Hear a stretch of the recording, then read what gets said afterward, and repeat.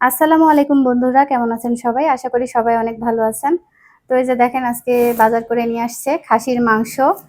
এখানে খাসির মাংস, খাসির কলিজা একসাথে করা, এই যে ২ জায়গায়। হ্যাঁ, এটাও হচ্ছে খাসির মাংস, এখানেও খাসির মাংস, আর সাথে হচ্ছে কলিজা। কলিজা একটু বেশি করে নিয়ে আসা হয়েছে, কারণ কলিজাটা আপনাদের ভাইয়া অনেক বেশি পছন্দ করে, আর তাছাড়া পুষিমণি একটু বেশি পছন্দ করে কলিজা। আর এই যে এখানে আছে খাসির হচ্ছে ফেফসি বলে এটা, মানে আমরা ফেফসি বলি, আপনারা কে কি বলেন জানি না। তো এইখানে আছে হচ্ছে এই যে মাথা, খাসির মাথা, এই ২ জায়গায় খাসির মাথা, এটা আগেই প্যাকেট করা হয়ে গেছিল। আর এই যে এখানে হচ্ছে ছাগলের মাথার যে মগজ, সেটা আলাদা করা আছে। তো আরো আছে ছাগলের পা আছে, মানে মোটামুটি অনেকগুলাই আজকে বাজার করা হয়েছে। আজকে ছাগলের মাংস, ছাগলের পা, ছাগলের মাথা, তারপর হচ্ছে ফেফসি, এই যে এগুলা সবকিছু আজকে কিনে নিয়ে আসা হয়েছে। আপনাদের ভাইয়া যেহেতু সময় কম পায়, এজন্য আর কি একবারে এরকম একটু বেশি বেশি নিয়ে আসে। তো ছাগলের এই মগজটা কিন্তু আপনাদের ভাইয়া মানে একা একাই খাবে, আমরা কেউ খাই না ছাগলের মগজ, আমিও খাই না, আমার ভাইও খায় না, আর পুষিমণি তো খাই না। ছাগলের এই মগজটা আপনাদের ভাইয়া একাই খাবে, আর তা বাদে যা কিছু আছে সবকিছু আমরা সবাই খাবো, সবাই অনেক বেশি পছন্দ করি। তো এই মাংসগুলো এখন প্যাকেট করে রেখে দিব, আর এগুলো নিয়ে আসার পরে ছোট ছোট করে কেটে ধুয়ে নিয়েছি, এখন প্যাকেট করা বাকি আছে।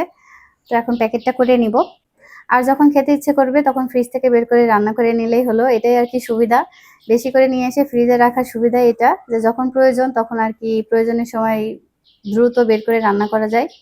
ফ্রিজে মাছ মাংস রাখলে স্বাদ কমে যায় ঠিক, কিন্তু ওই যে প্রয়োজনের সময় আর কি তাড়াতাড়ি করে রান্না বান্না করা যায়। একটা মেহমান আসলে তখন আর কি দৌড়াদৌড়ি করা লাগে না। অনেকেই আছেন বেশি দিন ধরে ফ্রিজে রাখা মাছ মাংস খেতে চান না, আর এরকম ভাবে রাখা পছন্দ করেন না, কিন্তু আমরা তো নিরুপায় আর কি, আমাদের ওই যে সময় স্বল্পতার কারণে বাজার করা হয় না, যার কারণে একবারে অনেকগুলো কিনে নিয়ে আসা হয়। তো যাই হোক, মাংসগুলো এখন প্যাকেট করে রেখে দিব।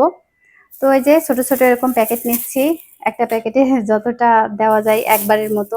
আমাদের পরিবারের সদস্যের সংখ্যা অনেক কম, যার কারণে আমাদের অল্প অল্প রাখলেই চলে। তো এই যে আমি এরকম ভাবে অনেকগুলো প্যাকেট করে নিব এখন। আর এই যে কলিজা, কলিজা কিন্তু আমার পুষিমণি অনেক বেশি পছন্দ করে, তো ওর জন্য আর কি এই যে মাংসের মধ্যে রেখে দিচ্ছি, যখন রান্না করব তখন পুষিমণিকে এখান থেকে দিব। তো দেখে মনে হচ্ছে হয়তো যে একেবারে কম কম রাখছি, মানে এমন ভাবে প্যাকেট করে রাখছি যেন রান্না করলে একবেলা হয়, এক বেলার বেশি যেন না হয়। তো এই যে মাংসগুলো প্যাকেট করা শেষ, এখন ফ্রিজে রেখে দিব। আর এই যে এগুলো পরিষ্কার করে নিতে হবে, পেপসিগুলো পরিষ্কার করে নিতে হবে। আর পেপসিগুলো পরিষ্কার করার সাথে সাথে যে এগুলো পরিষ্কার করতে হবে, এগুলো হচ্ছে পা, ছাগলের পা। এরকম পা খেতে পছন্দ করেন কে কে, অবশ্যই কমেন্ট করে যাবেন।